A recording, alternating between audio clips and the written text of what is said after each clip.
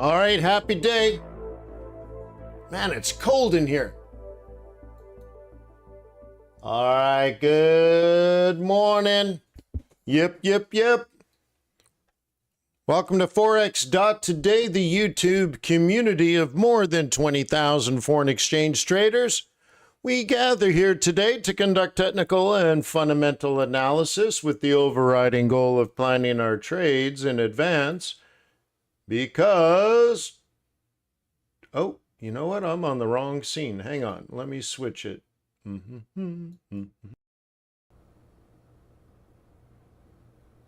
There we are. With the overriding goal of planning our trades in advance because trading is risky, not appropriate for everyone. Your past performance, good or bad, is not necessarily indicative of future results. Please stay small, stay humble, focus on the long term, never risk money you cannot afford to lose. Hey, my name is Wayne. Good to see you.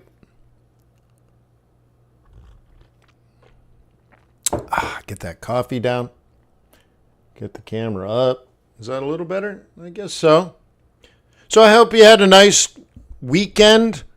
I hope you weren't trading yesterday when the markets were closed and the reserve currency lacked liquidity because of all the banks being closed.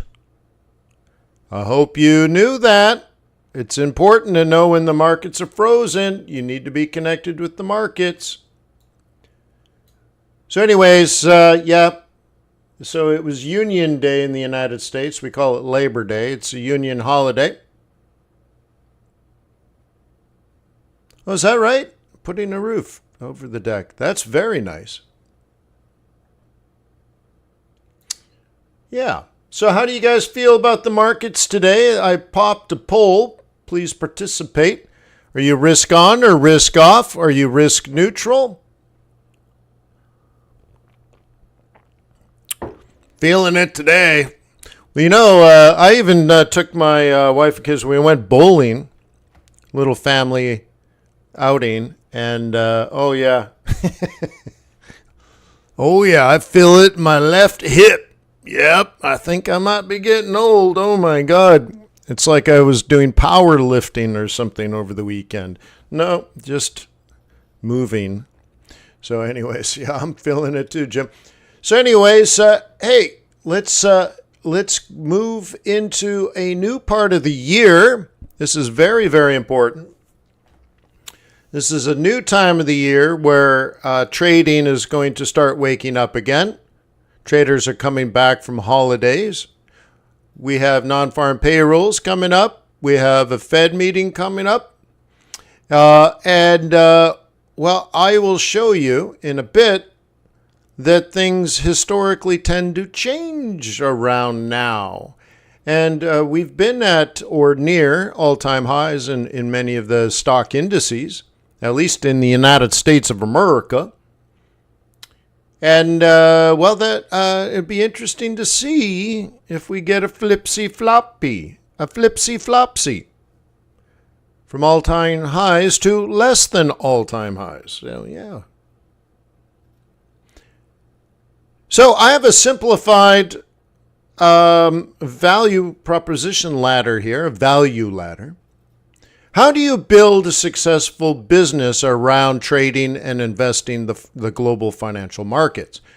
Well, first thing is you need good service providers. The most important of which is when you place a trade, you have a service provider working for you that executes the trades into the interbanking system. So your trade is offset with another actual trader in the interbanking system. Maybe it's another retail trader like you, but maybe it's an institutional trader. Maybe it's Goldman Sachs. But the thing is, you're out there in the global market. You're actually in the interbanking system. I think we all agree that that's what we want. Most brokers don't work that way. They create a dark pool of their traders, and it's their traders versus their other traders. Some are long, some are short. Some are long, some are short. But their business model is based on the fact that those retail traders on the long run, they will all lose money. So one trader makes money today, another trader loses money today, but on the long run, everybody loses. And so there is a business model, and it's the standard business model in the brokerage world, in which they never execute your trades. Not into the interbanking system. You're just offsetting someone else in the dark pool. And so that business model is based on everyone eventually loses. It's like a casino. As long as they keep you gambling, eventually you will lose money. Yeah, some people over there win, and a slot machine over there wins, but on the long run, everybody loses, right? We know that that's how casinos work. Well, that's how most brokers work. The vast majority work that way. They keep everybody trading, and eventually everybody loses their money. So what happens to the money? Well, it never left the brokerage firm. So the standard operating procedure for brokers is that they hold all the money, and eventually everybody loses their money, and the broker keeps the money. You see? Well, that sucks. So anyways, Trader's Way is different. It's an ECN. Here it is. ECN. And that uses straight through processing, STP. It's a completely different server, right? Completely different business model. And they just execute your trade. And that's what you want. So find yourself an ECN. There are many. There are not many. There are a few. That's what you want. The one I recommend is Trader's Way. And you should check them out. Do your own due diligence. But it's a good start. Now, I used to have a more complicated value ladder. I used to say, well, go to Investor Bootcamp, you can get training videos to learn how to trade properly. And I'm not a guru who learned from a guru who learned from a guru who learned from a guru. I'm self-taught. So I'll teach you the truth. Cool. There were no Forex gurus when I started. So I'm the oldest guru out there. Cool. So anyway, so I used to say go there, and then you could upgrade that account to a live trading group. And then, you can get sort of more personal feedback in a group like that. Great. Then I said, well, when you need fundamentals, then you go to QuantBox. And then we do live stuff there. And then if you want help with your technicals, then you go to TRADARS. And so all of a sudden you're like, you have this service and this service and this service, and they all have different subscriptions and they all have different upgrades. And after a while you're like, Wayne, I don't know what's going on. I got like all this stuff going on. And you're managing all these accounts, right? So now we have moved everything over to TRADARS. So yes, so we have fundamentals built into TRADARS. We have technicals built into TRADARS. Okay, we have the scalping tool, the news tool, the calendar, coaching, courses, community. It's all moving over. Today we did a quant box. Okay, there was a glitch. I know what it is. We're already working on it, and the glitch should be solved by tomorrow. But let me show you what it looked like. So you go to coaching.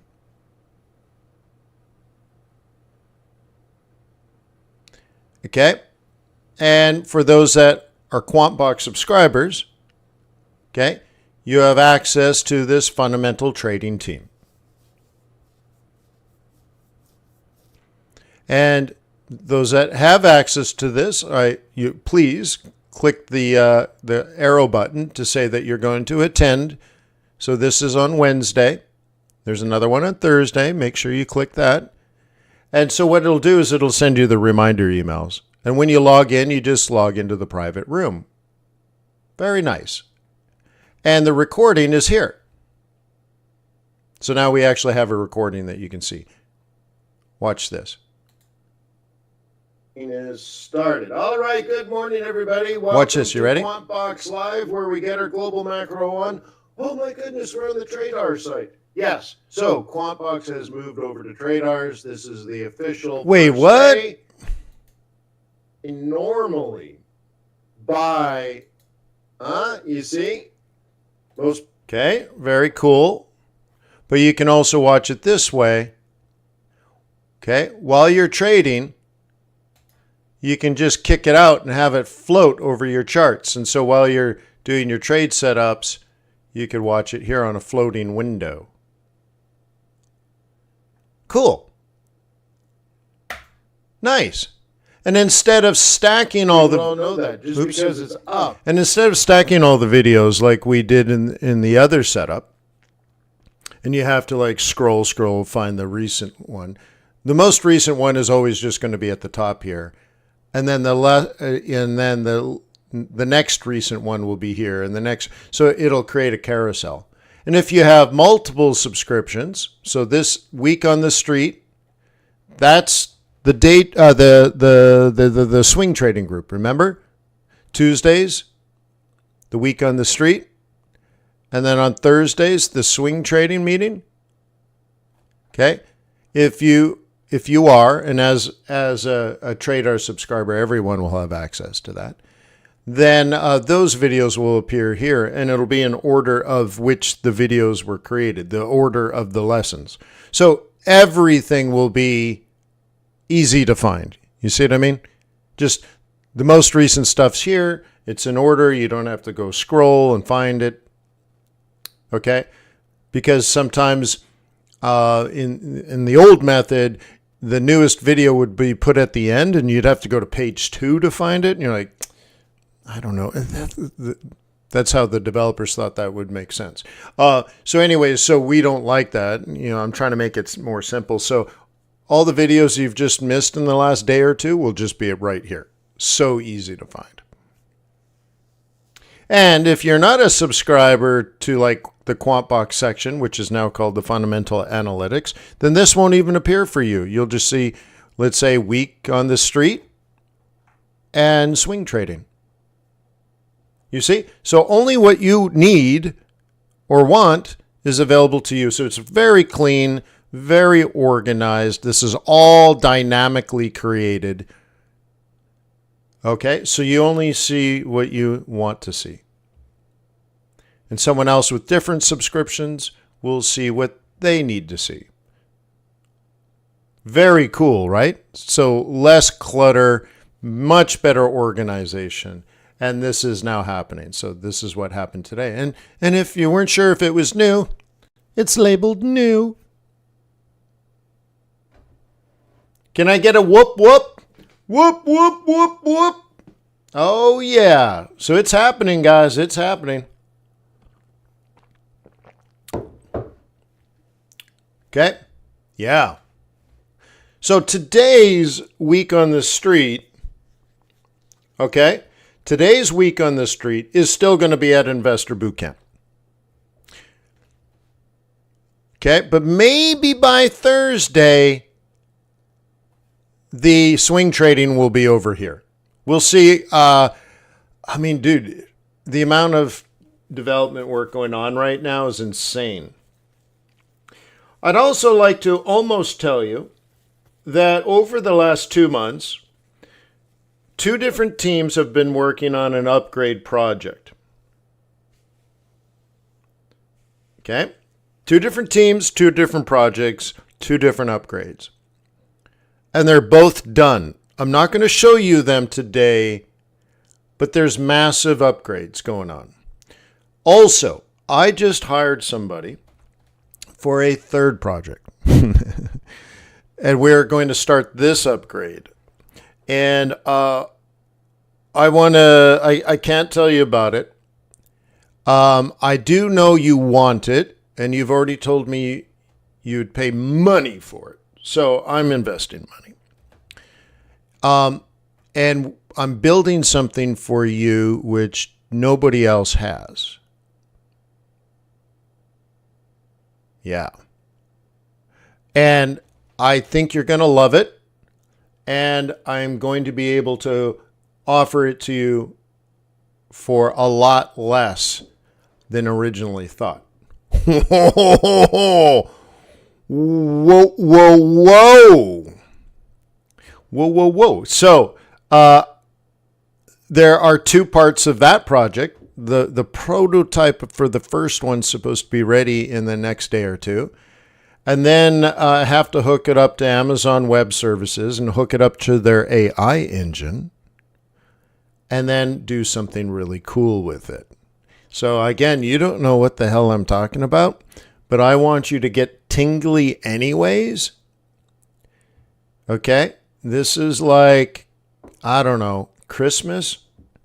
You don't know what's under the Christmas tree, but you know you probably want it.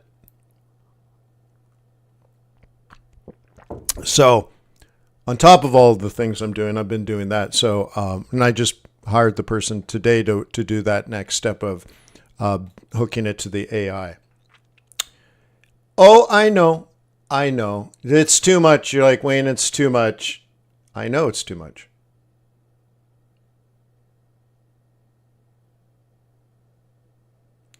Okay.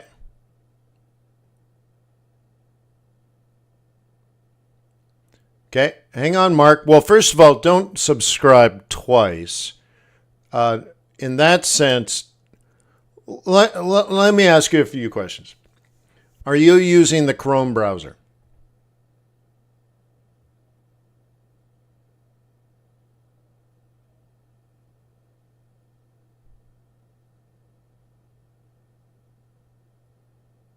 Okay.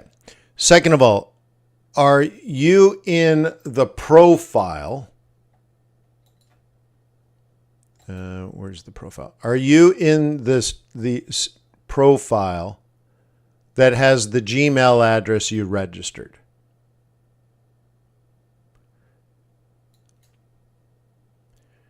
There's a good chance, because I'm not logged into the right browser profile, that this fundamentals section won't work. Okay, third, have you worked with Ryan? for you and Ryan to go through it and double, triple check.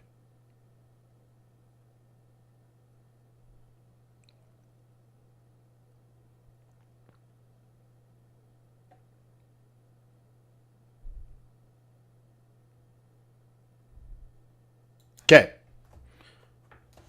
Ryan, do this.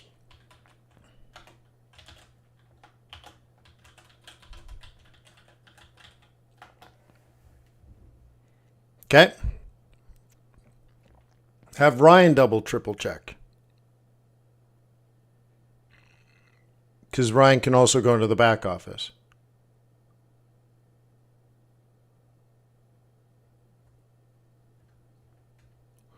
Well, see, that's impossible, Mark.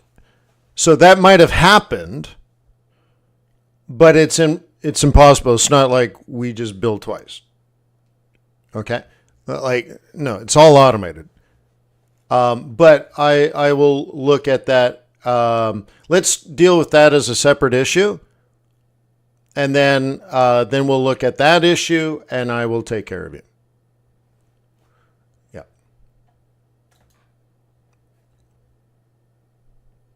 Okay, cool. Anyways, so let's see. Do you guys want to start with fundamentals? No. I don't need that. Okay. No, I don't need that. I know everything. I just have to look it up. Yeah.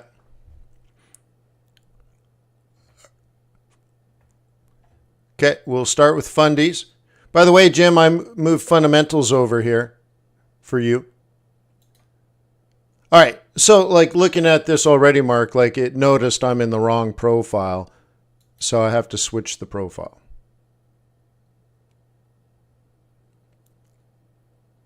Cool. Yeah.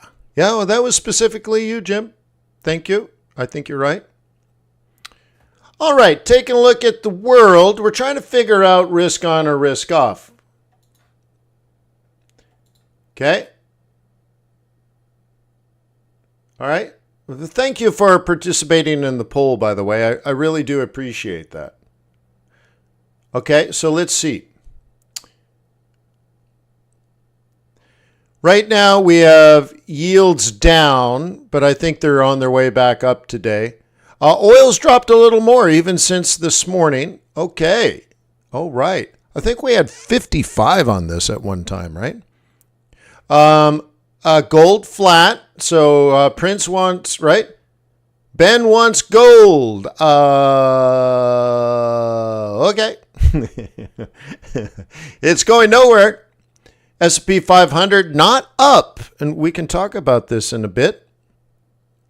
Euro dollar, okay, flat. And Bitcoin still back at 59. Remember, we were thinking it was on its way to 70. So up 1.26%, which is nothing for Bitcoin. But I think the news here is it's 59. Let's take a look at the risk gauges. And flat. So risk neutral 38 wins the game. Bravo! Bravissimo! If you put risk neutral, that makes sense. So let's take a look at week over the week. The last 7 days of trading. Okay? A big move for call options. That's risk on. 10-year treasuries, flat. S&P 500, flat. Gold, flat. Dollar, strong, risk off. Yen, weak, risk on. Okay, hot money. You know what? I'd almost score that 0, but the thing is, and I'll show you in a bit, it actually turned relative to the average risk off. And volatility is up almost 7% in 7 days. That's bad. Score it up and it's a -1. Score up month over month, 0.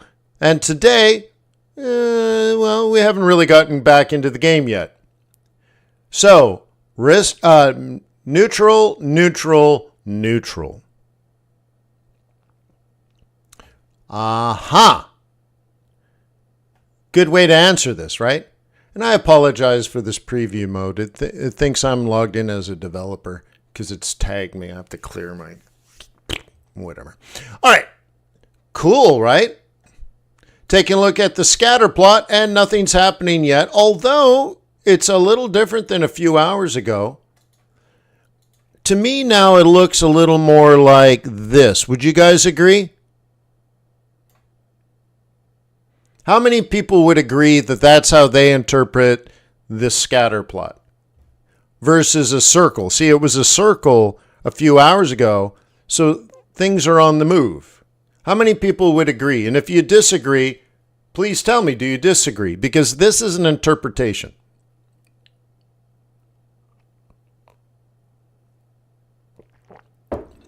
See, the other risk gauges are looking day over day, week over week, month over month. This is much more sensitive. Anybody else willing to answer? How come I don't get like dozens of people responding?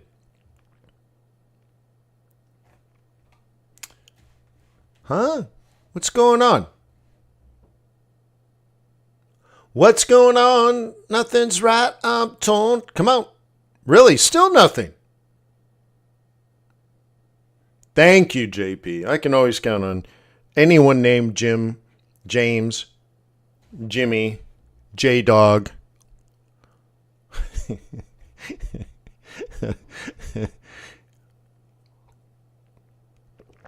All right. All right. Really? Look, it's so funny, though. It's so, yeah. Yeah. All right. All right. Is it just, yeah. Thank you, Maida.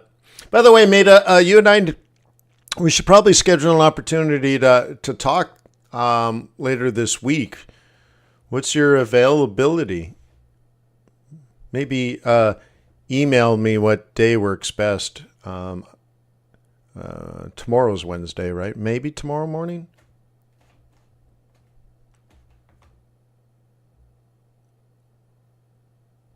Yeah. Yeah, if that's cool. Yeah.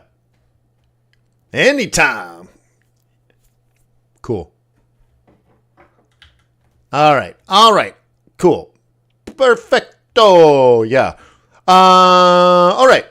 So when you interpret the scatter plot this way, I have it labeled. I added these labels, after creating this scatter plot, and I hope they're helpful. It's because if they're high into the right or low to the left, it's what QuantBox expected. So everything on over here has a negative score. So let's do it this way. Everything over here has a negative score and a negative result for right now. This is happening right now. And that makes sense. It just makes sense. Oil's down, but it's got a -1. Aussie Swiss franc is down. CAD Swiss franc is down. USD Swiss franc is down. And it makes sense to QuantBox. Now, some of these things I scratch my head. I'm like, really? Shouldn't Swiss franc be weak? But it's looking at like 8 to 10 to 12 variables. I'm too simple for that. I'm like, well, based on the monetary policy of the central bank, shouldn't Swissy be weak? And that's probably how most traders think. But QuantBox looks at so many other variables and does comparative analysis and does seasonality. So maybe I'm right, but just not this month. So QuantBox is, which is now, by the way, called TRADARS Fundamental Analytics. Okay? And it scores. So that's how all that works. So everything over here makes sense. Everything over here makes sense. This stuff in the other zones, they might be your opportunity to buy a dip because QuantBox, aka TRADARS Fundamental Analytics, thinks it has the potential of being up. And this stuff over here, TRADARS Fundamental Analytics, thinks it has a chance of being down. So there you're out of position. So most things are working fine, and you can see the correlation. CAD is weak, Aussie's weak. CAD is weak, Aussie's weak. Okay, fine. Okay. Stock markets are down, but they have had a positive score. Okay. AP says, hey, if you remove the commodities, you even get a tighter one. Yeah. Because, but anyway, so in the pink, they might be your opportunities or threats today. You see, they might be an opportunity. They might be a threat. Now, only part of these scores are seasonality, but I can tell you, like Dow and DAX being down, and you see S&P 500 and Russell are down, actually makes sense. And right now, TRADARS, fundamental analytics, okay, thinks that Russell and S&P 500 should actually be down. They should be down. They moved from bullish to bearish. And now Dow and DAX, right? Dow is lagging, but maybe that is shifting. And that's where seasonality is coming in. And by the way, I gave you a little teaser, right? That we've been working on 2 projects. And I'm going to release them very soon, meaning this week or next week, probably next week, maybe during non-farm payrolls. But one of the upgrades that I'm going to give you has to do with a new seasonality tool. Ha ha ha! Oui. It's extraordinary. Oh my God. Right? Oh my God. This is going to get even better. All right, let's go. Oh, you know what? I didn't finish this. I wanted to show you the money market. And even though, generally speaking, we've been in a trend that is bullish. So in general, that's bullish. If that's what the money markets are doing, and I call this hot money. Okay, hot money. This is happening here and now. Okay? That direction is bullish. Okay? But I want a little more sensitivity. Okay? So there's 2 other things going on here. You see over the last couple of days, we have an up. I don't know why I didn't just use the arrow. Okay? You see that? Up. That on the very, just the last couple of days. It's been moving up, not down. That is risk off. Now, it's only risk off for the last day or 2, and we're still in a downtrend, right? Yes. But we never know when it's going to start doing this, do we? So that's why we have a moving average. So we are on the moving average. Okay, that is not risk on. Now, I don't know if I'm willing to say it's risk off, but it's definitely not risk on. Sky Killer says the seasonality tool. Dude, it's good. Yeah, I showed Ryan last week, and he's like, holy crap. I'm like, I know, right? He's like, so you did this and you did that and that. And then you could just, heads were exploding. Right? I'm like, oh, dude, what I got for you. Oh, my God. Yeah. So I hope you don't mind. I'm just going to give it to you. Yeah. All right. So there's that. And then if we are above the moving average, that's where we might have some problems. I mean, we had a crossover July 1st or July 3rd, and we've been essentially risk on the whole time. Here we are the first month of September. And I want to tell you something. The first month of September is different. In my mind, I'm ready for something different. Just out of experience, okay? Like, it's not the same as August. It just isn't. And it's not the same as July. And it's so important that I plan my vacations around stuff like this, you know? Like, this is not a small matter. I'm really hitting this hard. This week is a completely different world. What I used to do when I trained people on this, 10, 15, 20 years ago, I would say, the market has different personalities, and therefore we have to wear different masks. Or to say it differently, hats. Because a friend of mine runs a company called 500 Hats. And I always like that idea because you're doing all these different things and, you have to change your hat to be a different role.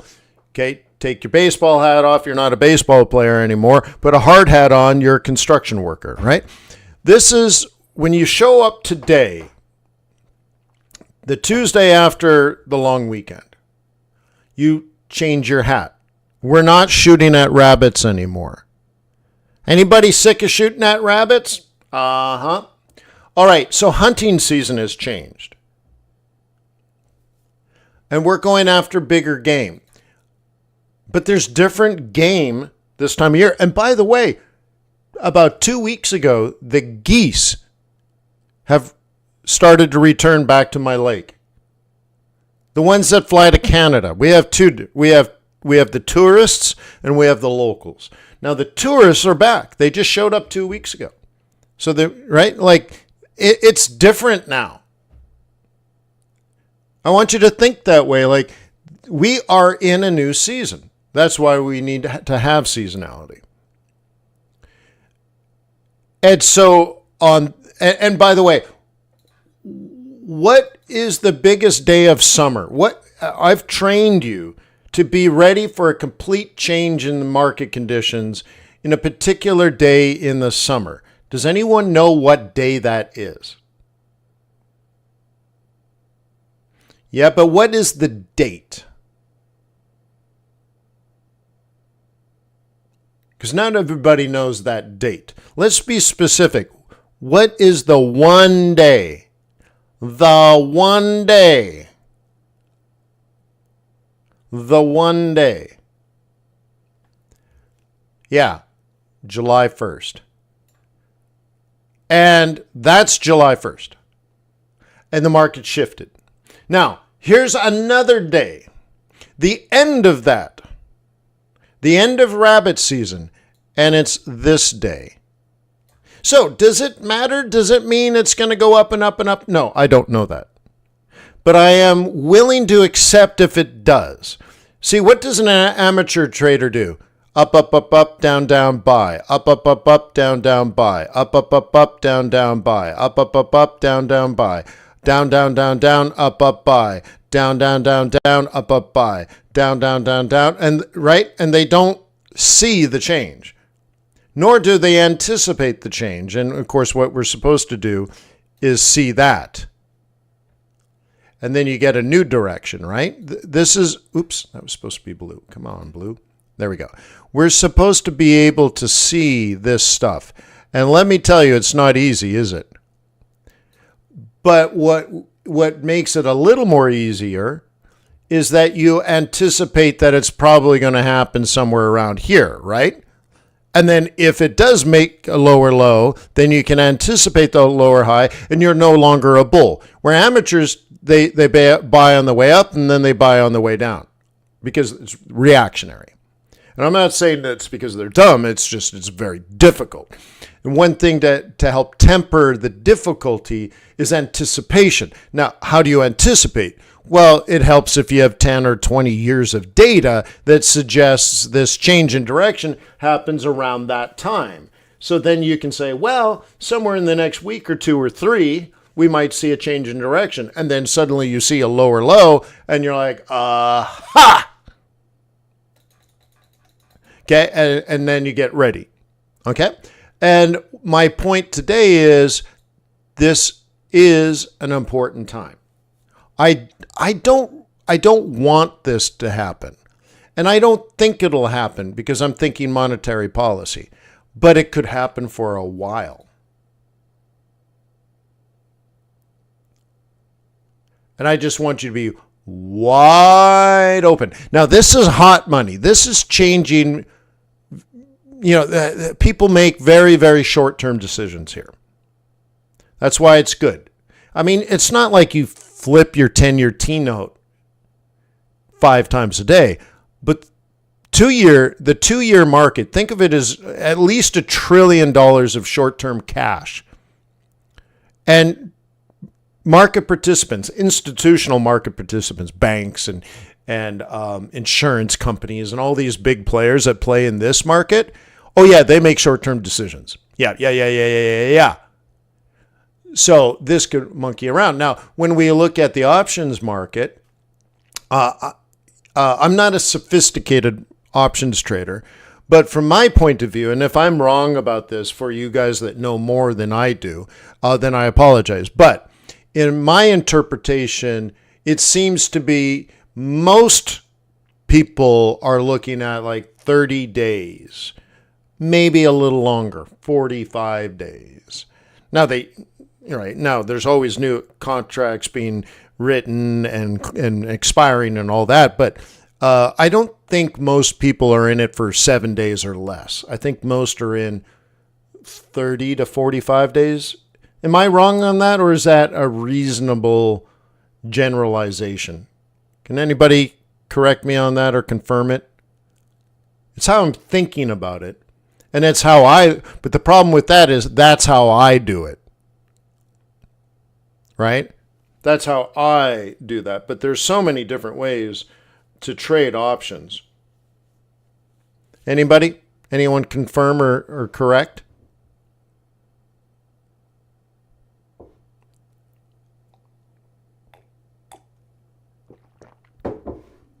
Thank you, Peter. Yeah. So, okay, so let's say that's generally acceptable. Well, these guys are like, okay, generally speaking, the markets are going to go up. Now, let me tell you. Let's say this was a typical year. Let's say there was no Fed cut. We're trying to scope all that out. Obviously, that's going to impact the market, okay? That the Fed has a monetary policy change. 80% say 25 basis points, 20% say 50 basis points. And that's in play. It used to be 60-40, then 70-30, now it's 80-20. Okay. So we're trying to figure that out. And that's going to impact the market. We also have an election coming up. That also impacts the market. But let's say that wasn't the case. Let's just say this is an average, boring year. The way I play this is the stock market's going to fall for 3 weeks. And then I'm going to buy everything. Why everything? I'm a macro trader. That's what macro means. Okay. So when I see short term like this, the money market, that says down. And this could be, okay, up means down. I want you to think of this as the borrowing cost of money gets expensive. So up means down. Okay? This could go up for 3 weeks and then return down and not impact this point of view at all because this is 30 days in advance. The other one is just today, right this second. Okay?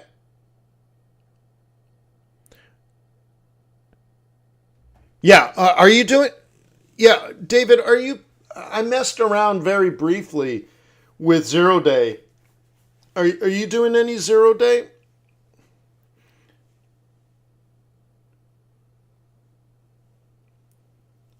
Oh, and David, you and I need to we need to have a conversation too this week if you're around. I even thought about coming out and visiting you so I can get some clam chowder or something. I just don't have time. Jeez. But okay.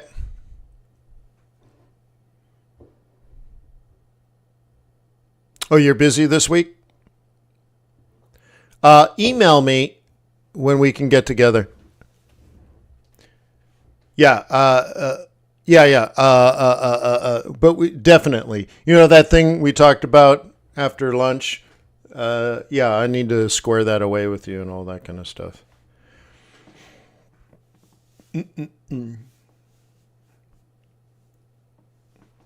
Yeah. Oh, all right. Whew, so much going on. so much is going on, guys. It's so funny. I'm gonna go cray. All right. So anyway, so look at this. So these guys are thinking 30 days in advance. The other guys are thinking 30 hours in advance. You see the difference? So there isn't a dichotomy except for the time.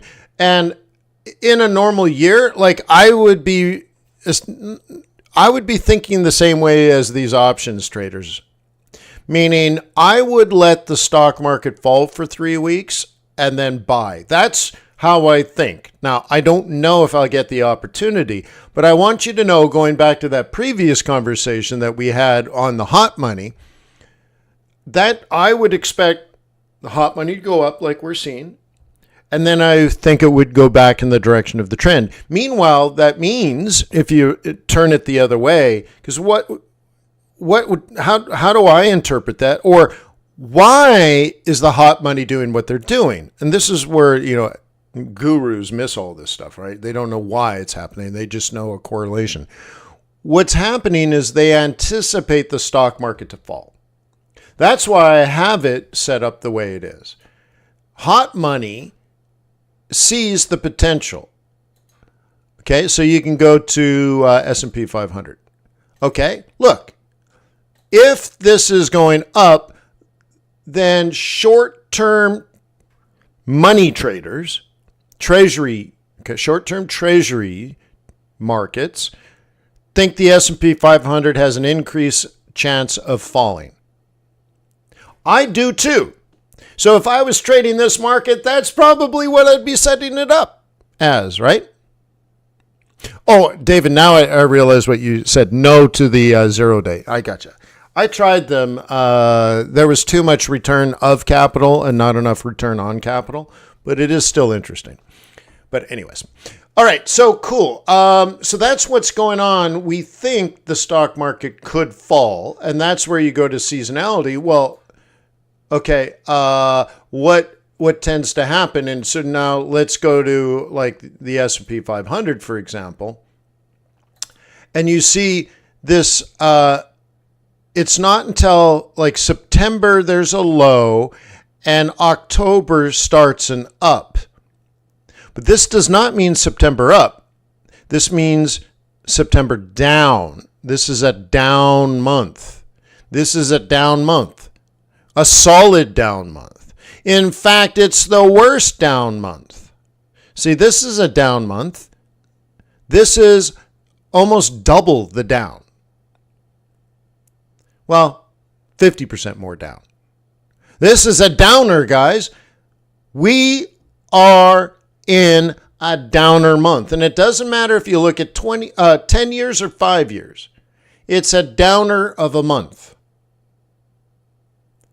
And when you look at hot money, it's starting to look like they're going to play it that way. And so how do we use this information?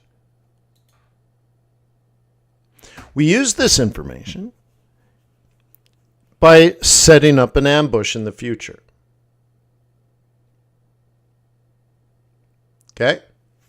August Sky Killer is down from a peak, from only 2.3 to only 1.2, right? Which is still a positive month. It's just less positive. And from the period of here to here rolls over. Now, Sky Killer says, yes, but now, around October, it returns. Yes.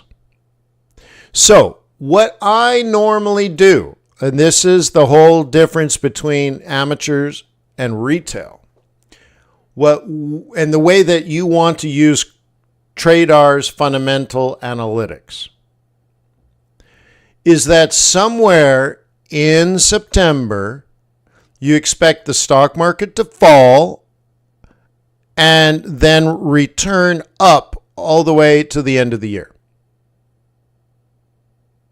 Now, I've taught you all the way to 12/12.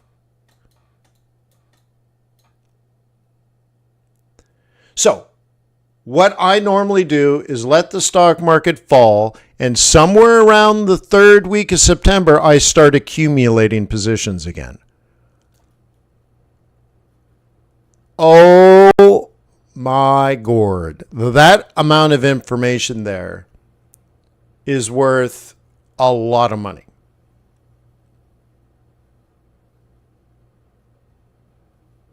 Okay?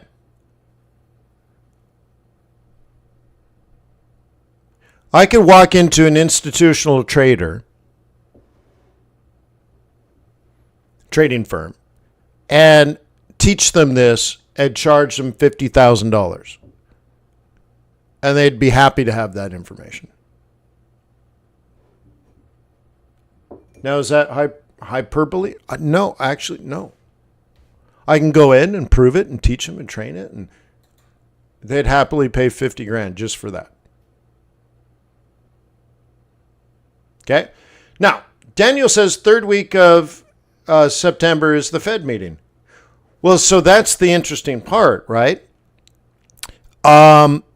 Because every year that is true. But almost every year, Daniel, it doesn't really matter. The Fed is expected to do nothing. See, most of the time, central banks do nothing because there is nothing to do. So it creates some volatility, and then off we go.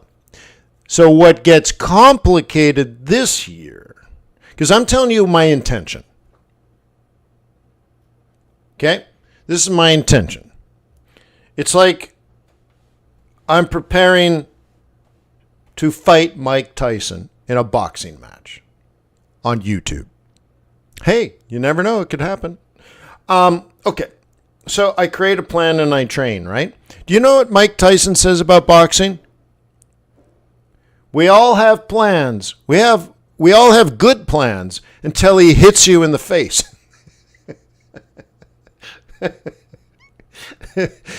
There's some sort of quote by Mike Tyson, like, everybody has a good plan. Everybody has a good strategy until I punch him in the face. Yeah. So the punch in the face this year is that Fed meeting is a policy, we now know is a policy change meeting. So don't take what I just taught you for gospel this year. I'm teaching you how to trade. The advanced part is to know what to expect. And I expect an entirely different world than a week ago. And I will behave and interpret, I'll behave different, right? But also I will interpret all the data and all the news and all the price action differently because of my expectations. Harvard loves to call it the lens. Through the lens of seasonality, I will interpret all the data differently. Okay, great. Now I have that. I have my expectations. And then I have to interpret the differences. Now there's a comparative analysis approach, right? Of what is normal and then what is happening. Remember, amateurs don't know anything. They're just all over the place, right? So what we're doing is another couple of levels up from that. We know it's normal, and now we have to see what's happening and hope that some normality exists, because we call that a trend. And if we can catch a trend, we can let our winners run. But we also know this year there's opportunity, but it could be threat. It could be a threat, guys. We don't know. And if we don't know that, meaning Okay, usually, let's say we start buying 2 or 3 weeks from now, we start buying the S&P 500 and we start selling the dollar and we start buying the Japanese yens. All this data, by the way, is here. You have all this data. You should know what you're doing in October. I mean, let me make this point. If you don't know what you will be doing in October, you're an amateur. And you have 20 years of data and you don't have a clue what you think is going to happen in October, you can't sit down and plot it. You can't have dinner with somebody and explain, then you're an amateur. You're just reacting to everything, okay? So we have all this data. You can plan out and look at October, okay? So what we want is to connect with the short-term reality with the long-term normality. And if we can do that, we know we can let our winners run. But even if we get our winners run, we could then just turn our brain off, right? You see what I mean? You can turn your brain off and just say, well, I caught a winner here and it's going to run. But then a Fed official comes out and says, we're not going to cut interest rates anymore before the election. And all of a sudden, the shit hits the fan because one knucklehead said one stupid thing, and everything your positioning, your accumulation that you started to build collapses. Now, once again, if you don't know what your threats are, you're not going to respond in time or appropriately. And you might hang on to your winners because you're like, well, Wayne told me this is going to go up for 12 weeks. So now you see? So now this year is going to be a lot about trying to grab trends, hanging on to the trends, having strong opinion for those trends, but a very weak conviction. So if suddenly these markets collapse because a Fed official said something, and that's just one example, you need to be able to change. Okay? Remember what you were taught in school. Many of the things you were taught in school are just flat out wrong. One of them is you were taught, okay, that Darwin told you that nature is based on survival of the fittest. Everybody knows that. But Darwin was something like 25 years old when he wrote it. After an additional lifetime of research, he revised his statement to nature is not about survival of the fittest. He was wrong. Therefore, if that's what you think he said, well, you're wrong, but your school taught you, but they were wrong. What Darwin said after a lifetime of research is that it's not survival of the fittest, but survival based on the most adaptive, not the strong, not the fittest, the most adaptive. Think of it in hedge funds. Is it the one that makes the biggest bet, or the one that has the biggest money, or the one that has the most Ivy League degrees? Oh, you have a PhD? I have 2 PhDs, right? Is that what makes you a better trader? No. It's not just knowing you're right, because that, to me, is just educational. You've done some fundamentals, you've done some technicals, you got the data like what we're looking at here. So you're just educated and knowledgeable. Okay? Which is vastly beyond most people. But the secret sauce to success as a trader is knowing when that is wrong and adjusting before everybody else, because everybody else works on hope. And hope is not a strategy. Okay? So, there we are. That's how I'm thinking about the spot we're standing in the world right now. Welcome to September, everybody. Everything could possibly change. Everything that's been going up can now go down. And I have sort of a window of time. It could be 2 weeks. It could be 4 weeks.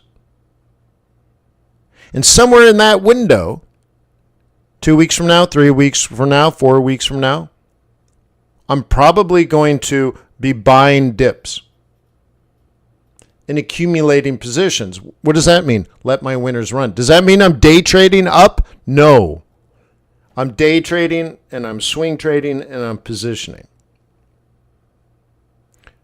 Oh, but if it's wrong, if this year is different, I am not going to take a bloodbath loss. Do you understand? I am not going to prove that I am right. I am not going to bet. I am not going to load the boat. I am not going to get rich quick. Okay? Patience and discipline leading to consistency will lead you to your wildest dreams. You can be conservative and make money. I have probably the most conservative stock portfolio you can build, and yet I produce 50% more returns than the S&P 500. You don't have to be aggressive and a wild cowboy to make money. Because those guys, yes, they might be the fittest until they're not. They don't adapt, and guess what? The biggest winners, and please listen to me, the biggest winners always become the biggest losers.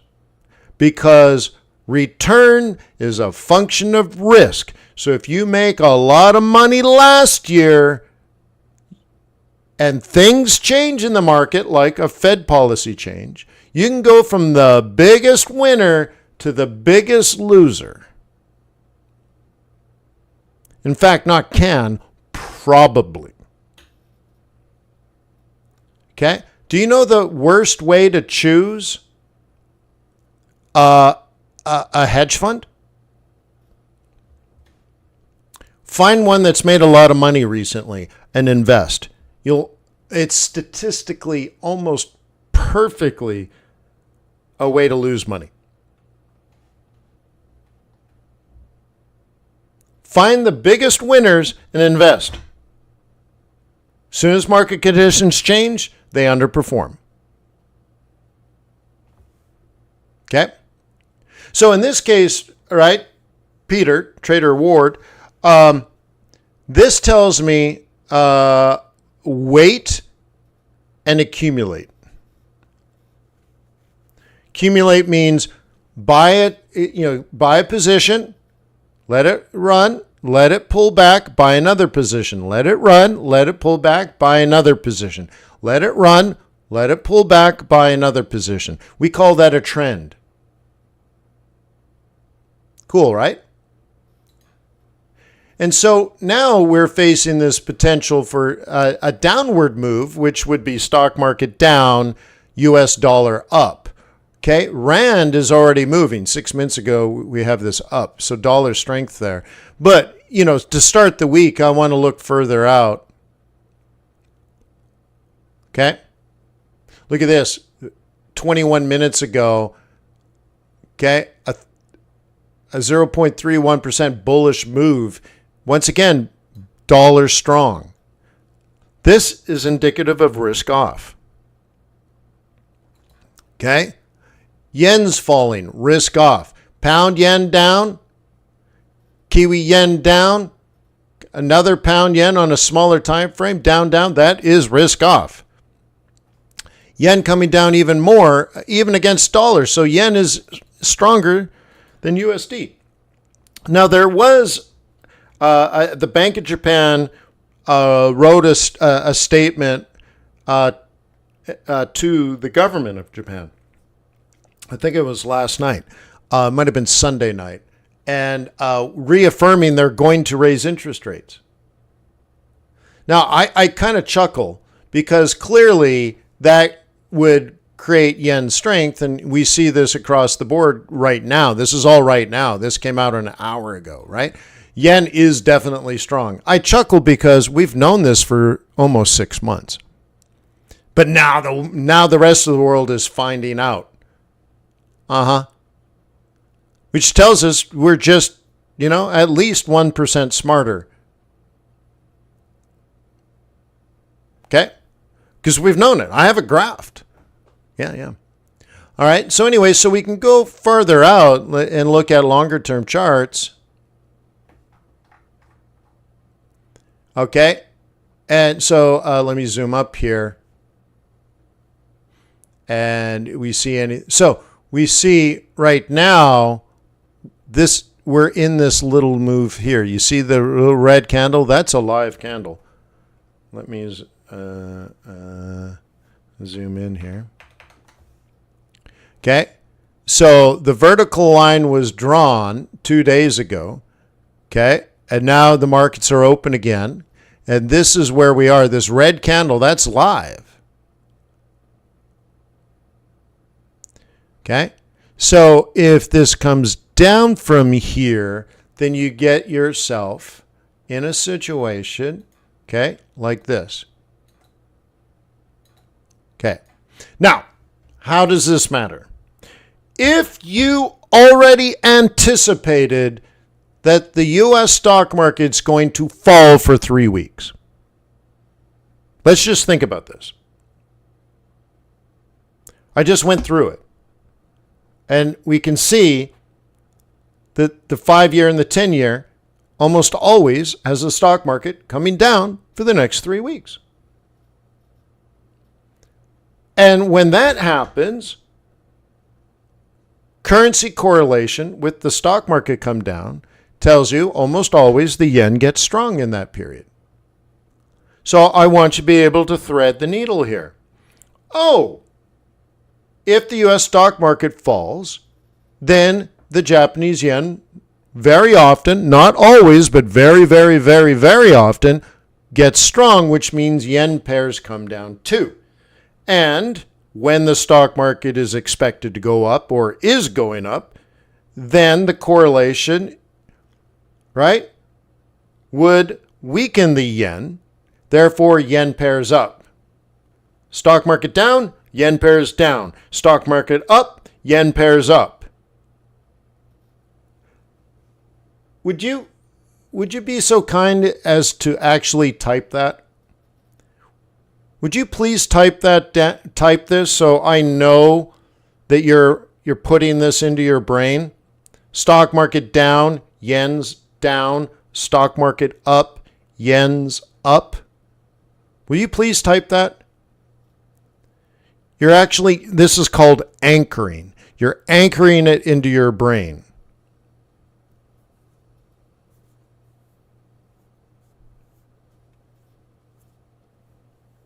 Okay?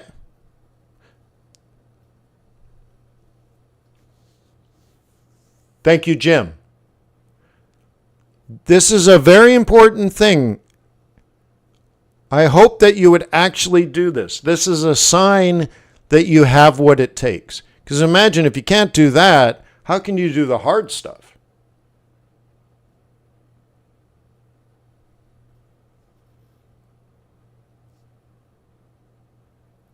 Stock market down, yen pairs down. Stock market up, yen pairs up.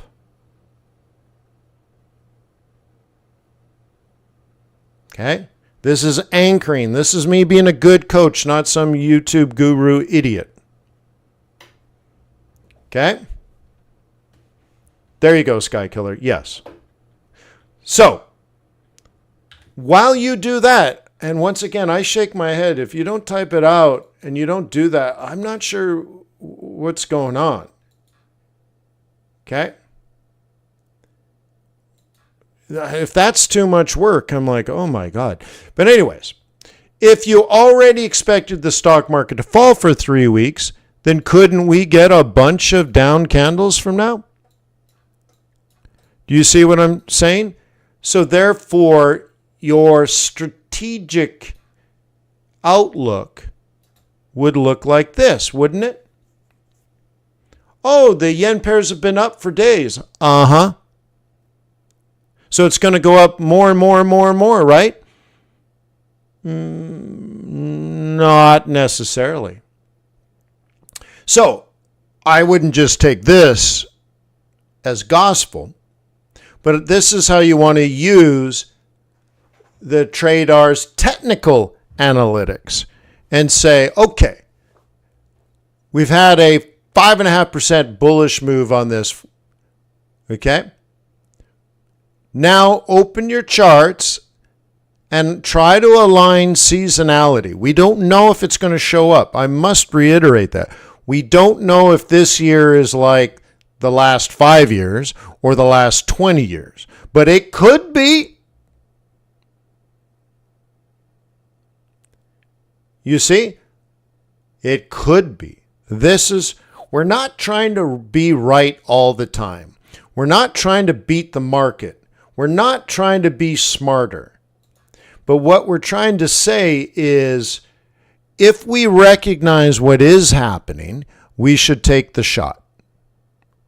And because we believe we know what's happening, we should have the confidence to let the winners run. So we are just ready, willing, and able. So if these yen pairs roll over and the stock markets fall, you can let your winners run. And the yen pairs are likely to drop hundreds of pips. In this case, just to get back down to support, okay, we're looking at 500 or 600 pips, guys. Actually quite a bit lower, almost 1,000 pips if you want to get to the actual spike low. To the bottom of this range. Do you see that? From 92 to 83. So we're talking about 800 to 900 pip range. So if it rolls over and in the next day or two the stock markets are falling and it makes a lower low, lower high, you can try to sell it, manage the stop so you reduce the stop, and after a day or two you get your stop to break even. You have the potential to go for 800 pips or more. One trade. Now imagine you are able to accumulate. Well, what I want to do, and let me talk about the whole October thing. This is what I want to happen. You ready?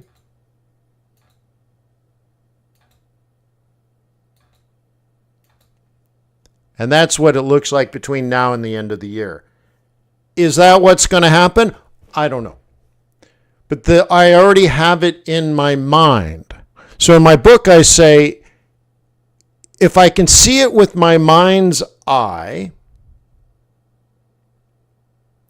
then I'll recognize if it happens, that it's happening. And I could respond accordingly. See, I don't want to try to always be right. I did that in the beginning. I found it very frustrating. I don't want to outsmart the market because I found it. Well, let me tell you why it was frustrating. When I tried to be right all the time, when I lost money, I was upset. And when I made money, I said, I only made 100 pips. How come I didn't make 300 pips? And I realized after doing that for a year or two, I was never happy with my trading. Whether I was making money or losing money, I was always dissatisfied. So that's not good. I found at one point in my career, when I was trying to outsmart the market, that I was buying falling knives. I was buying on the way down with the anticipation of it going back up. Because I was right, because I was smarter, because the rest of the market was dumb. Let me tell you, that doesn't work either. So, if you want to become consistent and remain conservative, then what you end up doing is using these fundamentals and technicals so that you can anticipate the bottom, or you can anticipate the roll reversal, which is just another form of bottom. And you enter when you have anticipated correctly. not being right all the time, and not betting that it's going to happen. So I wouldn't bet in the third week of September that Kiwi yen is going to go up. It's that if Kiwi yen has a pullback until the third week of September, and then starts to initiate some bullishness off of a double bottom, could I buy it here? Yes. And then later it makes a higher high. Do I buy the higher low on a reversal? Absolutely, without hesitation. I would be salivating. I'd be a beast. And so I'd be long there and there. Okay?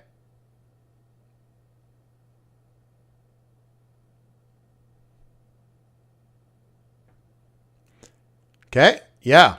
And then let's say a Fed official comes out and says something contradictory and the markets collapse. Yeah, give me my money and run. I don't want that. I think we could be up for 12 weeks.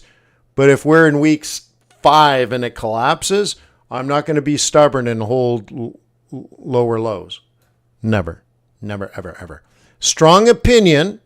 I know exactly what I'm going to do in the next 3 weeks. And I know exactly what I believe the markets are going to do, not just 3 weeks from now, but 12 weeks from now. I know precisely what I think and what I believe and how I got there. But if I'm wrong, I am not going to take a loss. I'm not going to have a bloodbath, scenario, ever. Okay? And so that's how I combine some of these fundamentals like seasonality with some of these long-term charts. Okay? It's cool, right? Look at some of these trends. Look at this. Oh my God. Oh my God. That looks good. Doesn't that look good? Oh my God, that looks good. Anyways, beautiful. Beautiful. You're beautiful. It's true. Cool. So, yeah, you can't really buy into all this TRADARS stuff yet. I'm moving people over from the other services that are now integrated.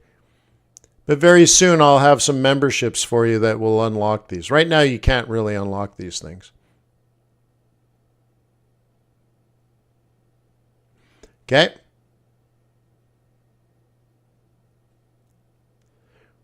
But another sneak peek. I am working on something right now that will integrate scalping. Look at that. No trade opportunities for commodities. Ooh, there's a risk off, huh? Let's go to Forex. All right. I'm going to move scalping, news, which is the news volatility stuff. And so ISM already came out. Okay. We got a bad number. So look, it deleted everything else. Remember, it gives you a less than, greater than, or equal than. So it's already deleted everything else and says, hey, man, this is what's happened in the past. Okay. So I don't know. There's no scalp on euro dollar, but there's a scalp here. But I don't even know if I like that. But anyways, so I'm moving the scalping tool, the news volatility tool, a new tool that I've already developed that is extraordinary and dynamic. It's updating itself all the time. So I've already built it. I showed it to Ryan. Ryan's like, oh my God. And I'm like, I know. So it's already done. I'm not going to show you yet. And on top of that, I am now in the middle of a fourth tool that you want, and it's all related to short-term trading. Okay? So what I'm going with is scalping, news volatility, this new tool, which I haven't told you about, and the new tool, which we are in development. And let me say, it's the one that we're hooking up to AWS AI. There will be 4 tools under the scalping team. So we're going to have the fundamental trading team, the technical trading team, and the new scalping team.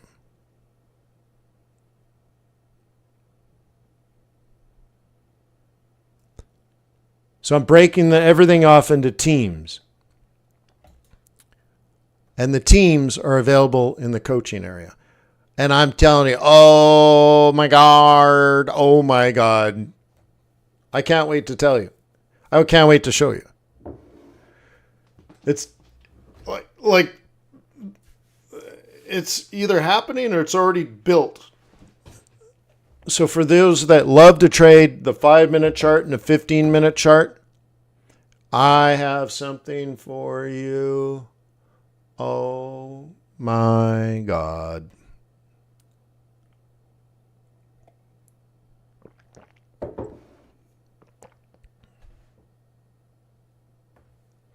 Now, Andrew says, being aware of time of day, like the stock market open, the way that you teach it in your course is helpful. Yeah, almost every day. Now, I'm not going to expand on it, but Andrew, in your comment there, you just hit a note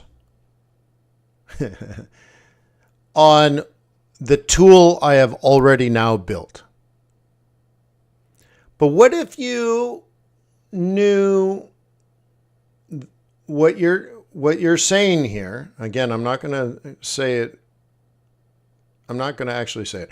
But the theme you're hitting on in that comment, imagine you knew it every hour of every day on every asset class that dynamically updates itself in real time and then gave you the best opportunity right now quantitatively. Like, dude, I can't even explain it in one sentence. It's like, Andrew, you're going to just be aghast. And it's already done. Oh, and it's so pretty.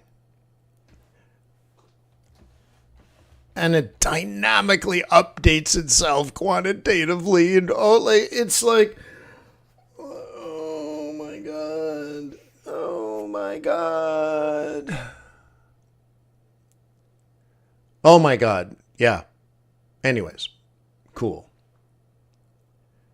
So I hope you guys are excited in anticipation, because I'm giddy. I'm giddy. Yeah. Yeah. Yeah. Yeah. Yeah. And the new thing, I'm hoping, I don't know if this is too ambitious, but much of the hard work is done by one of the teams. And so I'm hoping in the next week or two, I get their project done. And then meanwhile, we're starting the development on the Amazon AI service to be ready to integrate when they're done, which also should be done in the next week or two. So I'm hoping by the end of the month, I have the 4th scalping team tool. And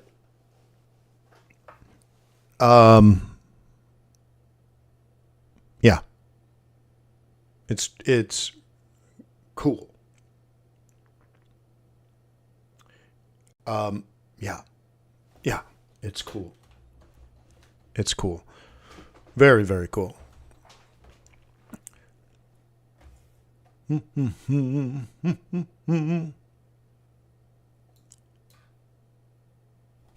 Yeah, I know it doesn't, you don't know, but you don't know anything, right? But I'm telling you, it's, I had a really good meeting with the development team late last week. Then I said something out loud, and I had an aha moment. Okay? I had an aha moment where I'm like, oh my God. It's not this, and this used to happen back when I was a venture capitalist too, where someone would come in and they have a technology and they're like, here's my patent, here's my prototype. And we're like, okay, generally that's a nice idea, but it's not big enough. Meaning, let me try to give you a solid example. When I was a venture capitalist, we looked at this project, and the guy invented a pop-up tent. Literally a tent you could buy at like Target or Walmart. But his idea was, he had all these springs on all and hinges, and that you would just take the tent out and it would set itself up. I'm like, okay, great. So you can sell what, $100 tent at Walmart, which means the wholesale price is $30, which means we're making $10 on a $20 wholesale product. I'm like, dude, there's just not enough money. And the way that he was manufacturing it, it almost certainly would break, right? But you couldn't make a $500 tent because it's not a $500 problem, you see? So anyways, but we looked at it, and we hired some consultants, and we looked at a bunch of other things, and we scrutinized the patent. And he was on to something. But a $100 Walmart tent is just a waste of everybody's time. And we're looking for $100 million opportunities, right? Like, that ain't going to cut it. But we did like the patent. So we bought the patent. Did we make pop-up tents? No. But we realized that shipping containers stacked on top of ships would come from China full of manufactured products. They get the port of Long Beach or something, or some East Coast port, and they would unload. But do you think we send the ships back to China full? No. We send the ships back to China, and 90% of the containers are empty. Well, hell's bells. What if the shipping containers would fold, easily fold, and lay flat so you can stack 10 empty shipping containers in the spot of one shipping container? So that's what we did. Oh, cool stuff, right? Oh, yeah. We did some cool stuff. Cool. Right on. So now what? I was looking at the development work from the team, and they're like, okay, this is what we've done. And then I say something out loud like, why don't we make folding shipping containers instead of $100 tents? Because it's a much bigger problem than $100. You understand that? You can send these ships back for a lot less cost, right? Have more space for other things. Okay, great. So I realized, with some artificial intelligence, I can solve a much bigger problem for you. For you. I can give you something what you want, and what do you need it? I think you'd appreciate it. But it's too expensive to do it one way. But then I'm like, aha, with some AI. So anyways, I'm working on that. And maybe by the end of the month, I'll roll that out and just like, thank you, compliments of the firm, reinvesting all the money that you invest. I'm reinvesting it back into you. And so all this new stuff's coming out, man. And oh my gosh. Cool, right? You're going to have some cool tools, man. Cool tools.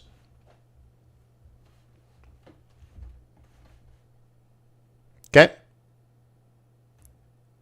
Yeah. All right, cool. So I guess I got to go focus on fundamentals. Spend some time on the TRADARS Fundamental Analytics Seasonality tool. Take a look at what's going on and where things could be in the near future. Okay?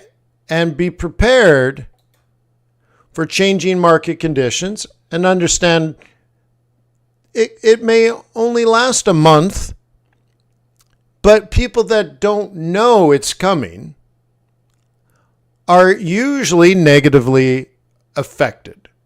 If you don't know the tsunami is coming, then you don't prepare for it.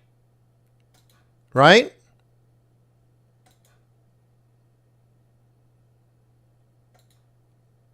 I thought I changed some of these monthly. Okay, so look at this. You see September for Bitcoin. Since the dawn of Bitcoin, September is the worst month. Wouldn't you like to know that? Oh, well, technically the trend is down right now. The TRADARS Fundamental Analytics tool gives Bitcoin a -2 with a seasonality of -2, and it's technically falling. Shut the back door. Yeah.